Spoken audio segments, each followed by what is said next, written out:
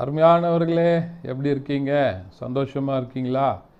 நிச்சயமாகவே நீங்கள் சந்தோஷமாக, மகிழ்ச்சியாக, ஆசீர்வாதமாக இருக்க வேண்டும் என்று சொல்லி ஆண்டவருக்குள்ளே உங்களை வாழ்த்துகின்றேன். ஆண்டவர் உங்களை ஆசீர்வதித்து வழிநடத்த உண்மையுள்ளவராய் இருக்கிறார். தொடர்ந்து இந்த நிகழ்ச்சியை பாருங்கள், மற்றவர்களோடு கூட பகிர்ந்து கொள்ளுங்க. அதன் மூலமாக அநேகர் ஆண்டவருடைய வார்த்தை கேட்க, அதன் மித்தம் ஆண்டவர் உங்களையும் ஆசீர்வதிக்க உண்மையுள்ளவராய் இருக்கிறார்.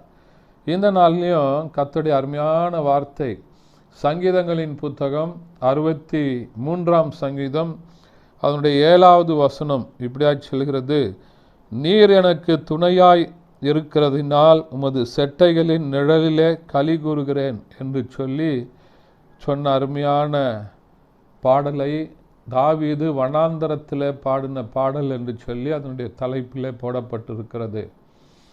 நீர் எனக்கு துணையாக இருப்பதினால உம்முடைய செட்டைகளின் நிழலில் நான் களி கூறுகிறேன் என்று சொல்லி தாவீது தன்னுடைய வாழ்க்கையின் அனுபவத்தை சொல்லுவதை பார்க்கிறோம். எனக்கு அருமையானவர்களே, ஒருவேளை நமக்கு இந்த உலக பிரகாரமாக நல்ல பலம் வாய்ந்தவர்கள், நல்ல பதவியில், பட்டத்தில், இதிலெல்லாம் இருக்கிறவங்க, உயர்ந்த நிலைமையில் இருக்கிறவங்க நம்ம கூட இருக்கும்போது நமக்கு என்ன இருக்கும்? ஒரு தைரியம் இருக்கும். அப்பா கூட இருக்கும்போது பிள்ளைகளுக்கு ஒரு தைரியம் இருக்கும். குடும்பத்தின் தலைவர் இருக்கும்போது நம்ம இருக்கும்போது அந்த குடும்பத்தில் ஒரு தைரியம் உண்டாகும்.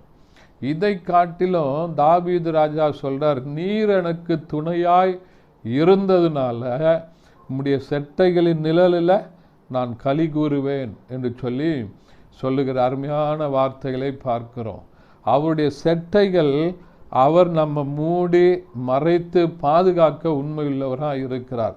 ஆண்டவரை ஒவ்வொரு நாளும் உங்கள் கூட நீங்கள் வைத்திருக்கும் போது நீங்கள் போகிற இடங்களெல்லாம் ஆண்டவருடைய சமூகத்தில் நீங்கள் போய் சென்று, ஆண்டவரே இன்னைக்கு இந்த காரியங்கள் எல்லாம் செய்ய போகிறேன்ப்பா, நீங்கள் என் கூட வாங்க அப்படின்னு சொல்லிவிட்டு நீங்கள் உங்களுடைய காரியங்களை செய்யும்போது, துவங்கும்போது, எதுவாக இருந்தாலும் சரி, அவருடைய செட்டைகளின் மறைவில், செட்டைகளின் நிழலில் உங்களை மூடுவதற்கு ஆண்டவர் உண்மையுள்ளவராக இருக்கிறார். அதை தான் தாவீது தன்னுடைய வாழ்க்கையின் அனுபவமாக சொல்லுகிறார்.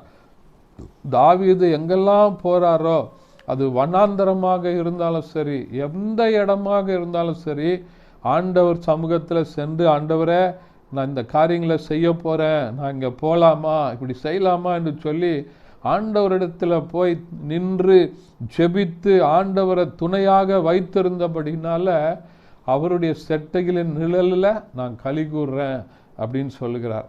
அதே ஆண்டவர் தான் உங்களுக்கு துணையாக இருக்கும்போது அவருடைய செட்டைகளின் மறைவில் உங்களை மூடுவதற்கு, மறைப்பதற்கு, உங்களை பாதுகாப்பதற்கு, இந்த உலகத்தில் இருக்கிற எல்லா பயங்கரங்களில் இருந்தோம், கொடிய வியாதிகளில் இருந்தோம், பயங்கரமான போராட்டங்கள், பயங்கரமான காரியங்களை பார்க்குற இந்த நல்ல உலகத்தில் கேள்விப்படுகிறோம். புதிய புதிய வியாதிகள் வருகிறது, புதிய புதிய காரியங்கள் வருகிறது, நம்ம கேள்விப்படாத அநேக காரியங்கள் வருகிறது.